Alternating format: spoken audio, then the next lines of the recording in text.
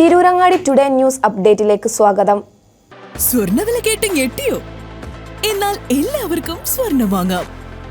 Thooba jewellery അവതരിപ്പിക്കുന്നു light weight കളക്ഷനുകൾ, അതിമനോഹരമായ ഡിസൈനുകൾ, 1 ഗ്രാം മുതൽ നെക്ലസുകൾ, ബ്രേസ്ലെറ്റുകൾ, റിങ്ങുകൾ, മിതമായ പണിക്കൂലിയും ആയുഷ്കാല മെയിന്റനൻസ് സപ്പോർട്ടും. ഇനി എന്തിനു സ്വർണ്ണം വാങ്ങാൻ കാത്തിരിക്കണം?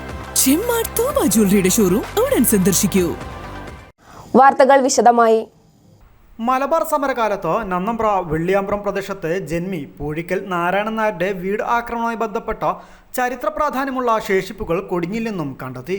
സംഘട്ടനത്തിൽ കൊല്ലപ്പെട്ട ഞാറക്കാട്ടിൽ ഖാദർകുട്ടി ഹാജിയുടെയും മടപ്പള്ളി മൊയ്തീൻകുട്ടിയുടെയും ഖബറുകളാണ് ദുബായ് പീടികക്കടുത്ത് ഞാറക്കാട്ടിൽ കുടുംബത്തിന്റെ കൈവശമുള്ള പായക്കര നിസ്കാരപ്പള്ളിയുടെ മുറ്റത്തു നിന്നും കണ്ടെത്തിയിട്ടുള്ളത്. ചരിത്ര ഗവേഷകനും എഴുത്തുകാരനുമായ ഗഫൂർ കൊടിഞ്ഞിയാണ് തൻ്റെ ചരിത്ര പഠനത്തിനിടെ ഖബറുകൾ കണ്ടെത്തിയത്. ഖാദർകുട്ടി ഹാജിയുടെ കുടുംബം ഇപ്പോഴും ജീവിച്ചിരിക്കുന്നുണ്ട്. ഇദ്ദേഹത്തിൻ്റെ 4ാം തലമുറയിൽപ്പെട്ട ഇബ്രാഹിം എന്ന ബാവയിൽ നിന്നുമാണ് ഖബറുകളെക്കുറിച്ചുള്ള പൂർണ്ണ വിവരങ്ങൾ ലഭ്യമായതെന്ന് ഗഫൂർ കൊടിഞ്ഞി പറഞ്ഞു. മലബാർ സമരം കൊടുമ്പിരി കൊണ്ടിരിക്കെ 1921 നവംബർ 14 പൂഴിക്കൽ നാരായണൻ നായരുടെ വീട് ആക്രമിക്കപ്പെടുന്നത്. ആക്രമണത്തിൽ നായരുടെ മൂത്ത മകനും 5 മരുമക്കളും കൊല്ലപ്പെട്ടു. കൂടാതെ നായരുടെ വിശ്വസ്തരും സന്തത സഹചാരികളും കാവൽക്കാരുമായ ഞാറക്കാട്ടിൽ ഖാദർകുട്ടി ഹാജിയും മടപ്പള്ളി മൊയ്തീൻകുട്ടിയും കൊല്ലപ്പെട്ടിരുന്നു. ഈ സംഘടനത്തെ ഹിന്ദു മുസ്ലിം സംഘടനമായി ചിത്രീകരിച്ച് വർഗീയ ധ്രുവീകരണം നടത്താനുള്ള സംഘപരിവാറിന്റെ പ്രവർത്തനങ്ങൾ നടന്നുകൊണ്ടിരിക്കെ അതിനെ ഖണ്ഡിക്കുന്നതാണ് ഗഫൂറിന്റെ പുതിയ കണ്ടെത്തൽ.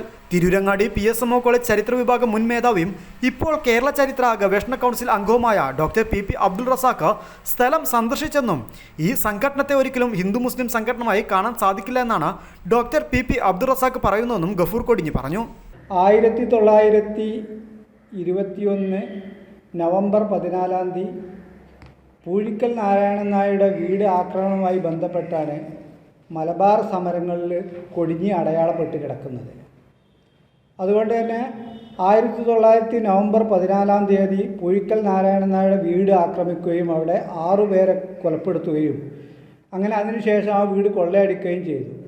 പക്ഷേ അവിടെ ചരിത്ര പുസ്തകത്തിലൊക്കെ നമ്മൾ കാണുന്നൊരു വിഷയം എന്താ വെച്ചിട്ടുണ്ടെങ്കിൽ പൂഴിക്കൽ നാരായണൻ നായരെ വീട് കൊള്ളയടിക്കുന്നതിന് മുമ്പായി അവിടെ കാവൽ നിന്നിരുന്ന മൂപ്പരെ കാര്യസ്ഥന്മാരായ 2 ആളുകളെ അവരോട് ഈ കലാപകാരികളോട് എതിരിടുകയും ആ എതിരിട്ടവരേറ്റ് അവിടുത്തെ ഈ കാര്യസ്ഥന്മാരെ ചെറുത്തു നിൽക്കുകയും അവരെ കൊലപ്പെടുത്തിയതിന് ശേഷമാണ് പൂഴിക്കൽ നാരായണൻ നായരെ വീട് ആക്രമിച്ചത് എന്നാണ് ചരിത്ര പുസ്തകങ്ങളിലൊക്കെ പറയുന്നത്. അപ്പോൾ അതുകൊണ്ട് തന്നെ ഈ മലബാർ സമരത്തെ വെറും വർഗീയവൽക്കരിക്കാനുള്ള സംഘപരിവാറിൻ്റെ ശ്രമങ്ങൾ പ്രചണ്ഡമായി നടക്കുന്ന ഈ കാലഘട്ടത്തിൽ ഈ സംഘപരിവാർ പറയുന്നതെല്ലാം ശരി. സത്യത്തിൽ അന്നത്തെ ജന്മിമാർക്കും സാധാരണക്കാർക്കും ജന്മിമാർക്കുമെല്ലാം കാവൽ നിന്നിരുന്നത് പൂഴിക്കൽ നാരായണൻ നായരെ വീട്ടിലും കാവൽ നിന്നിരുന്നത് മുസ്ലിം ആളുകളാണ് എന്നുള്ളതാണ് ഇതിലൊരു പ്രത്യേകത കാണുന്നത്. ഇത് മാത്രമല്ല, ഈ വിഷയ സംബന്ധമായിട്ട് അതാണ് കൊടിഞ്ഞിനെ സംബന്ധിച്ചിടത്തോളമുള്ള വസ്തുത. പക്ഷേ അതേ സമയത്ത് ഈ വിഷയത്തിൽ നമ്മൾ ഈ ഖബർ കണ്ടെത്തുന്നത് എങ്ങനെയെന്ന് വെച്ചിട്ടുണ്ടെങ്കിൽ എൻ്റെ സ്നേഹിതനായിട്ടുള്ള പനമ്പിലായി അബ്ദുൽ സലാം എന്ന് പറഞ്ഞ ഒരു സ്നേഹിതൻ എന്നോട് പറഞ്ഞു, ഇവിടെ പയക്കര പള്ളി എന്ന് പറഞ്ഞിട്ടൊരു പള്ളിയുണ്ട്. ആ പള്ളിനോടനുബന്ധിച്ച് 2 ഖബറുകൾ കാണുന്നു. നിങ്ങൾ ചരിത്രം അന്വേഷിച്ച് നടക്കുന്ന ആളാണല്ലോ, അപ്പോൾ അതുകൊണ്ട് നിങ്ങൾ അവിടെ പോയിക്കാണ്ട് ആ ഖബർ എന്താണെന്നുള്ളത് അന്വേഷിക്കണം എന്ന് പറഞ്ഞു. അങ്ങനെയാണ് ഞങ്ങൾ ഈ ഖബർ പോകുന്നത്. അപ്പോൾ ഖബർ കാണാൻ പോകുമ്പോൾ നമ്മളവിടെ കാണുന്നത് പള്ളിയുടെ മുറ്റത്ത് ഒരു ശ്രാമ്പ്യ നിസ്കാരപ്പള്ളി, ആ നിസ്കാരപ്പള്ളിൻ്റെ മുറ്റത്ത് 2 ഖബർ നിൽക്കുകയാണ്. ആ 2 ഖബർ എന്ന് പറഞ്ഞിട്ടുണ്ടെങ്കിൽ 6 അടിയിലധികം നീളമുണ്ട് ഓരോ ഖബറിനും. അപ്പോൾ അതുകൊണ്ട് ഈ ഖബർ ആരതായിരിക്കും എന്നുള്ള സംശയപ്പോൾ അവിടെയുള്ള അടുത്തുള്ളവരോട് അന്വേഷിച്ചപ്പോൾ പറഞ്ഞു, ഇത് ഈ കുടുംബത്തിൻ്റെ പള്ളിയാണ്, അവരെ പ്രൈവറ്റ് പള്ളിയാണ്. അപ്പോൾ അതുകൊണ്ട് ആ കുടുംബത്തിൽ പോയി അന്വേഷിച്ചാൽ മതി. അപ്പോൾ ആ സ്പോട്ടിൽ വെച്ചിട്ട് മൂപ്പരെ നമ്പർ എങ്ങനെ സംഘടിപ്പിച്ചിട്ട് മൂപ്പരോട് വിളിച്ചു ചോദിച്ചപ്പോൾ മൂപ്പർ പറഞ്ഞ്, ഞാനിപ്പോൾ കോറാട് എന്നുള്ള സ്ഥലത്താണ്, അപ്പോൾ അതുകൊണ്ട് ഞങ്ങൾ ഉടനെ വന്നിട്ട് അവിടെ വന്നതിന് ശേഷം നമുക്ക് സംസാരിക്കാമെന്ന് പറഞ്ഞു. അങ്ങനെ പിറ്റേന്ന് ഞാൻ മൂപ്പരെ കാണാൻ പോകുമ്പോൾ മൂപ്പരോട് ഞാൻ ചോദിക്കണമെന്ന് വെച്ചിട്ടുണ്ടെന്നുണ്ടെങ്കിൽ ഈ ഖബർ ആരതാന്ന് ചോദിക്കുമ്പോൾ മൂപ്പര് പറഞ്ഞു, ഞങ്ങളെ ഉപ്പാപ്പാൻ്റെ ബാപ്പാൻ്റെതാണ് എന്ന് പറഞ്ഞു. ഞാറക്കാട്ടിൽ ഖബറുണ്ട്. ഈ പള്ളിയോടനുബന്ധിച്ച് ഒരു 150-200 വർഷത്തോളം പഴക്കമുള്ള ഒരു പള്ളിക്കുളം ഉണ്ട് എന്നുള്ളതും പ്രത്യേകം നമ്മൾ ശ്രദ്ധിക്കേണ്ട ആവശ്യമുണ്ട്. കാരണം വെച്ചിട്ടുണ്ടെങ്കിൽ അതിൻ്റെ പഴമ നേർക്കും വ്യക്തമായിട്ട് അവിടെ ആ പഴമ തെളിയിക്കുന്ന രീതിയിലുള്ള ആ കല്ലിൻ്റെ നിർമ്മിതിയൊക്കെ കാണുമ്പോൾ ആ പഴമ നമുക്കതിന് ബോധ്യമാണുണ്ട്. അപ്പോൾ അതുകൊണ്ട് തന്നെ ഞാൻ ഇത് സംബന്ധമായിട്ട് അന്വേഷിക്കാൻ വന്ന റസാഖ് സാറിന് ഈ സാധനം കാണിച്ചു കൊടുത്തപ്പോൾ അത് മൂപ്പരെ ശ്രദ്ധയിൽപ്പെടുകയും അതുകൊണ്ട് തന്നെ ഈ പള്ളിക്ക് ഒരു 150 വർഷത്തിലെ അങ്ങേപ്പുറം ഇതിന് പഴക്കമുണ്ട് എന്നുള്ളത് മൂപ്പര് വ്യക്തമാക്കുകയും ചെയ്തു. ഏതായാലും ഞാൻ മൂപ്പരെ വീട്ടിൽ ചെന്നിട്ട് മൂപ്പരോട് ചോദിച്ച് അത് ആരോ ഖബറാന്ന് ചോദിച്ചപ്പോൾ പാപ്പാൻ്റെ ഖബറാന്ന് പറഞ്ഞപ്പോൾ ഞാൻ സ്വാഭാവികമായിട്ടും ചോദിച്ചു, നിങ്ങളെ കുടുംബപ്പേരെന്താണ്, നിങ്ങളെ ഇനീഷ്യൽ എന്താ എന്ന് ചോദിച്ചപ്പോൾ മൂപ്പര് പറഞ്ഞ് എൻ്റെ ഇനീഷ്യൽ ഞാറക്കാട്ടിലാണ്.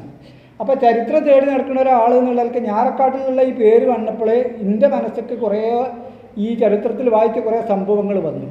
അങ്ങനെയാണ് ഞാൻ മൂപ്പരോട് ചോദിച്ച് തിരിച്ചു ചോദിക്കുകയാണ്, കാദർകുട്ടി എന്നാണോ അയാളെ പേര് എന്ന് ചോദിച്ചു. അപ്പോൾ മൂപ്പര് പറഞ്ഞു അതെ കാദർകുട്ടിയാണ്. അപ്പോൾ അതിൻ്റെ അടുത്തുള്ള ഖബർ ആരതാണ്? മൂപ്പര ഉറ്റ സ്നേഹിതനാണത്.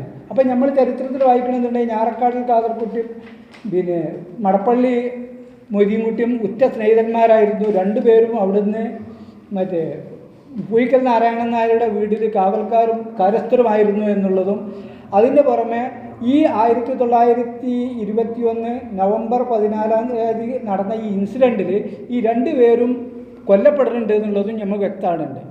അപ്പോൾ മൂപ്പരോട് പറയുമ്പോൾ മൂപ്പര് പറഞ്ഞ് പാപ്പാൻ്റെ ഉറ്റ സ്നേഹിതനാണ്, അവരെ തന്നെ അന്ന് അവരെ ചതിച്ച് കൊലപ്പെടുത്തിയപ്പോൾ ആ കൊല ചെയ്ത ഉടനെ തന്നെ ആ 2 മയ്യത്തും ഓരോരുത്തർ കൊണ്ട് ഖബറ് മറമാടി എന്നുള്ളത്. അപ്പോൾ ഇതാണ് സംഭവങ്ങളുള്ളത്. ഇതിൽ അറിഞ്ഞിട്ടുണ്ടെന്നുണ്ടെങ്കിലുള്ള പ്രത്യേകത എന്താ വെച്ചിട്ടുണ്ടെങ്കിൽ ആ ഖബർ പൊതുജനങ്ങൾക്ക് അറിയില്ലായിരുന്നേ. ഇവരെ വല്യപ്പാൻ്റെതാണ്. മലബാർ കലാപത്തിൽ കേവലം മലബാർ കലാപത്തിൽ വരച്ച ഏതെങ്കിലും ഒരാളെ ഖബറാന്ന് വിചാരിച്ചിരുന്നത്. പക്ഷേ ഇത്രക്കും ഒരു ചരിത്ര പുരുഷനായി ആ കാലഘട്ടത്തിൽ നിന്നിരുന്നെ. പ്രത്യേകിച്ച് ആലി മുസ്ലിയാർ പറഞ്ഞതാണ് ഇവരോട്. എന്ത് അതും ചരിത്രത്തിൽ തെളിവുകളുണ്ട്.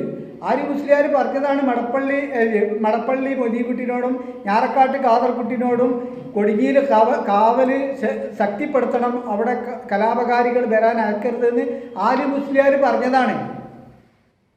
ആ പറഞ്ഞാണ് സംരക്ഷണം കൊടുത്താണ് നിർത്തിയ 2 ആൾക്കാരാണിത്. അതാണ് ഇതിൻ്റെ പ്രസക്തി.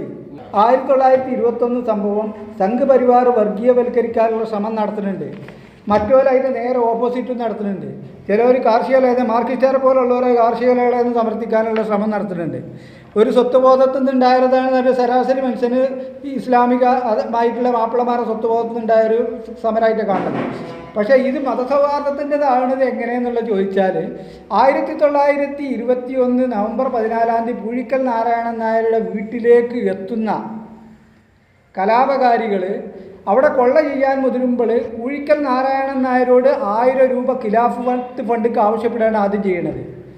ഈ ഖിലാഫത്ത് ഫണ്ടിക്ക് 1000 രൂപ കൊടുത്തുകാണ്ട് സ്വന്തം ജീവൻ രക്ഷിക്കാനും വേണ്ടിയിട്ടുള്ള ശ്രമം നടത്തുമ്പോൾ ഈ കൊടിഞ്ഞിപ്പള്ളിക്കൽ പൂക്കോയത്തങ്ങളും അതിലൂടെ തന്നെ ഞാറക്കാട്ടിൽ കാദർകുട്ടിയും മടപ്പള്ളി മൊയ്തീൻകുട്ടിയും അത് തടഞ്ഞാണ്ട് കൊടുക്കരുത് എന്ന് പറയാണ്. ആ കൊടുക്കരുത് എന്ന് പറഞ്ഞ കാരണത്താലാണ് ഇവരെ വെട്ടിക്കൊല്ലിടുന്നത്. അങ്ങനെയാണ് ഇയാൾ ഒളിച്ച് കൊടിഞ്ഞിപ്പള്ളിക്കൽ പൂക്കോയത്തങ്ങൾ ഒളിച്ച് ബാക്കിയുള്ള 2 ആളെ വെട്ടിക്കൊന്നതിന് ശേഷമാണ് ഇവർക്ക് ഈ വീട് ആക്രമിക്കാൻ സാധിക്കുന്നത്. അത് ഞാൻ പറയല്ല, അതൊക്കെ ചരിത്രത്തിലുള്ളതാണ്. അപ്പോൾ ആണെന്ന് നിങ്ങൾക്ക്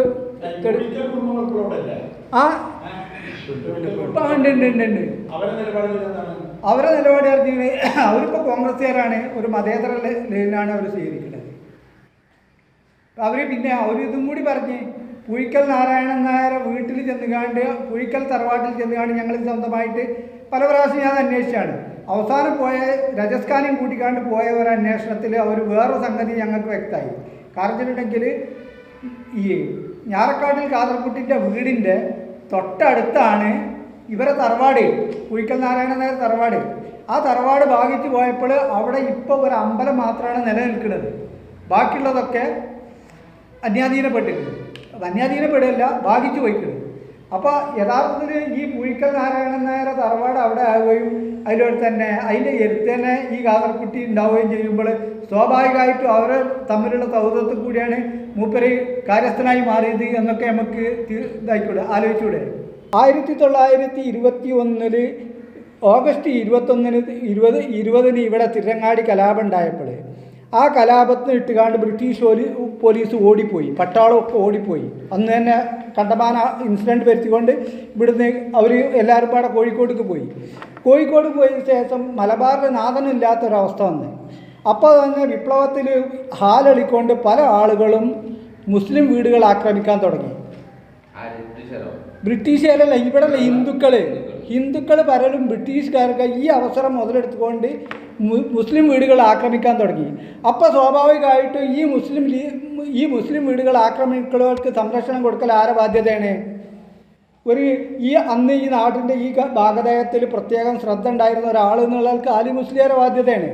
ആലി മുസ്ലിയാർ ഖിലാഫത്തിൻ്റെ നേതാവായി എന്ന് പറയപ്പെടുന്നത് അതുകൊണ്ടാണ്. ഖിലാഫത്ത് രാജാവാണ് എന്ന് ഇവർ ആരോപിക്കുന്നത് അതുകൊണ്ടാണ്. അതുകൊണ്ട് തന്നെ ഇവിടെയുള്ള ഹിന്ദു വീടുകൾക്ക് സംരക്ഷണം കൊടുക്കണമെന്ന് ആലി മുസ്ലിയാർ പറഞ്ഞു. അതിൻ്റെ അടിസ്ഥാനത്തിലാണ് ഞാറക്കാട്ടിൽ ഖാദർകുട്ടിനോടും മടപ്പള്ളി മൊയ്തീൻകുട്ടിനോടും പറഞ്ഞത്. അതേ സമയത്ത് മറയക്കുളം അബ്ദുള്ളക്കുട്ടിൻ്റെ കഥ എങ്ങനെ വെച്ചിട്ടുണ്ടെങ്കിൽ ഞാറക്കാട്ട് ഖാദർകുട്ടിൻ്റെ വീട് 3 വർഷം 1921 2-3 വർഷം മുമ്പ് ആക്രമിക്കുകയും അവിടെ കളവും കൊള്ളയൊക്കെ നടത്തിക്കാണ്ട് കണ്ടമാന ആഭരണങ്ങളും സമ്പത്തും പിടിച്ചു കൊണ്ടുപോയി. ആ കാരണത്താൽ ഞാറക്കാട്ട് ഖാദർകുട്ടിക്ക് ഗവൺമെൻറ്റിലുള്ള സ്വാധീനം ഉപയോഗപ്പെടുത്തിക്കൊണ്ട് ഞാറക്കാട്ടിൽ ഖാദർകുട്ടിയും മടപ്പള്ളി മൊയ്തീൻകുട്ടിയും ഈ മറയക്കുളം അബ്ദുള്ളക്കുട്ടീനെ അറസ്റ്റ് ചെയ്യിച്ചിക്കാണ്ട് മഞ്ചേരി ജയിലിലടച്ചു. കേൾക്കുന്നുണ്ട? മഞ്ചേരി ജയിലിലടച്ചപ്പോൾ അതിന് ശേഷം 1921 ഇവിടെ തിരൂരങ്ങാടി കലാപം തുടങ്ങിയപ്പോൾ അതിൻ്റെ ആന്തോളനങ്ങൾ മലബാർ മുഴുവൻ വ്യാപിച്ച അവസരത്തിൽ ആ സമയത്ത് ഈ വാര്യംകുന്നൻ്റെ ആൾക്കാർ, വാര്യംകുന്നനാന്ന് പറഞ്ഞില്ല, വാര്യംകുന്നൻ്റെ ആൾക്കാർ, ചില പോക്കിരികളായ ആൾക്കാർ മഞ്ചേരി ഖജാന കൊള്ള ചെയ്യാനും വേണ്ടി വന്നപ്പോൾ മഞ്ചേരി ഖജാന അവിടുന്ന് അവർ ഒഴിവാക്കിയെങ്കിലും കൂടിയിട്ട് അതിൽ നിന്ന് ഖജാന പൊളിക്കാൻ സാധിക്കണില്ല. ഈ പൊളിക്കാൻ സാധിക്കാത്ത അവസ്ഥയിൽ അതിൻ്റെ അടുത്ത് തന്നെ ആയിരുന്നു ജയിൽ. ആ ജയിലിൽ കമ്പി പിടിച്ച് നിന്നിരുന്ന മറയക്കുളം അബ്ദുള്ളക്കുട്ടി പറഞ്ഞ് എന്നെ വിട്ട് തന്നിട്ടുണ്ടെങ്കിൽ ഞാനത് പൊളിച്ചു തരാമെന്ന്. അങ്ങനെയാണ് മായങ്ങാട്ട് നാരായണൻ നായർ എന്ന് പറഞ്ഞ സബ് ഇൻസ്പെക്ടർ എടുത്തുനിന്ന് താക്കോൽ വാങ്ങിയിട്ട് ഇയാളെ അയച്ചു വിടുന്നത്. ആരെ? മറയക്കുളം അബ്ദുള്ളക്കുട്ടിനെ. മറയക്കുളം അബ്ദുള്ളക്കുട്ടി അയച്ചു വിട്ടപ്പോൾ മറയക്കുളം അബ്ദുള്ളക്കുട്ടി ആദ്യം ഉടനെ ചെയ്തതെന്ന് വെച്ചിട്ടുണ്ടെങ്കിൽ ഒരു ചക്കിൻ്റെ കണ വേണമെന്ന് പറഞ്ഞു. ഈ ചക്കിൻ്റെ കണന ഏത്തത്തിൻ്റെ കോലുമായിട്ടുള്ള ഈ ചക്കിൻ്റെ കണൻ്റെ മേലെ വലിയൊരു കല്ല് കെട്ടിക്കാണ്ട് അത് നേരെ ഈ ഖജാനമ കിട്ടിക്കാണ്ട് ഖജാന തവിടുപൊടിയായി. അങ്ങനെ ആ ഖജാനയിൽ നിന്ന് കണ്ടമാനം പൈസ പലരും വാരി. ഈ നായങ്ങാട്ട് നാരായണന്മാർ വാരി, കുറേ നമ്മളെ വിപ്ലവകാരികളായിട്ടുള്ള വാര്യംകുന്നത്തിൻ്റെ ആൾക്കാർ വാരി, അതിലൂടെ തന്നെ മറയക്കുട്ടി അബ്ദുള്ളക്കുട്ടിയും വാരി. ഇതൊന്നും ഞാൻ എൻ്റെ തൊള്ളിയിലുള്ള പറഞ്ഞല്ല കേട്ടോ, അങ്ങനെ നിങ്ങൾ വിശ്വസിക്കണ്ട, ചരിത്രത്തിലുള്ള സംഗതികളാണ് ഞാൻ പറഞ്ഞത്. അപ്പോൾ അതുകൊണ്ട് തന്നെ അവിടുന്ന് മൂപ്പര് രക്ഷപ്പെട്ടതിന് ശേഷം മൂപ്പര് നേരെ വരുന്നത് എവിടെ അറിയോ? മമ്പുറത്തെ പള്ളിക്കലാണ്. പള്ളിക്കൽ വന്നിട്ട് ആലി മുസ്ലിയാരുടെ സന്തത സഹചാരിയായിരുന്ന ചിറ്റമ്പലം കുഞ്ഞലവിയും ഇയാൾ ഒരു നാട്ടുകാരനാണ്. ആ നാട്ടുകാരൻ എന്നുള്ളവർക്ക് ഞാൻ എല്ലാത്തിലും തോപ ചെയ്ത് എന്ന് പറഞ്ഞുകൊണ്ട് അവിടെ കയറിക്കൂടുകയാണ്. ആരടുത്ത്? ആലി മുസ്ലിയാരെ വ്യക്തമായിട്ട് കേൾക്കണതിട്ടാ. അവിടെ കന്നുകാണ്ട് കയറിക്കൂടിയതിന് ശേഷം 1921 ആഗസ്റ്റ് 30 ആലി മുസ്ലിയാരെ അറസ്റ്റ് ചെയ്യാൻ വന്ന സമയത്ത് ആ പള്ളിൻ്റെ ഉള്ളിൽ ആലി മുസ്ലിയാർക്ക് പ്രൊട്ടക്ഷൻ കൊടുത്തുകൊണ്ട് നമ്മളെ മറയക്കുളം അബ്ദുള്ളക്കുട്ടിയും ലവക്കുട്ടിയും ചിറ്റമ്പലം കുഞ്ഞലവി ഉണ്ടായിരുന്നു. അങ്ങനെ അതിനുശേഷം കൊല കഴിഞ്ഞതിന് ഈ ആലി മുസ്ലിയാരെ അറസ്റ്റ് ചെയ്തതിന് ശേഷം ആ അറസ്റ്റ് ചെയ്യുന്ന 100% ഉറപ്പായതിനു ശേഷം ഇവർ 3 ആളും കൂടി കടലുണ്ടി പുഴയ്ക്ക് ചാടിക്കാണ്ട് രക്ഷപ്പെട്ടതിന് ശേഷം മറയക്കുളം അബ്ദുള്ളക്കുട്ടി നേരെ പോയത് എന്താ വെച്ചിട്ടുണ്ടെങ്കിൽ മണ്ണൂർ കലാപത്തിന്, കണ്ണമംഗലം കലാപം പോലുള്ള കലാപങ്ങൾക്ക് നേതൃത്വം നൽകിയിട്ട് 1921 നവംബർ 14 തൻ്റെ പക വീട്ടാനും വേണ്ടിയിട്ടാണ് പൂഴിക്കൽ നാരായണൻ നായരെ വീട് വരുന്നത്. പൂഴിക്കൽ നാരായണൻ നായരെ വീട് ആക്രമിക്കാനല്ല ഇവർ വരുന്നത്. അവിടെ വന്നപ്പോൾ അവൾ കളവിന് സാധ്യത തെളിഞ്ഞുകൊണ്ട് കളവ് നടത്തിയതാണ്.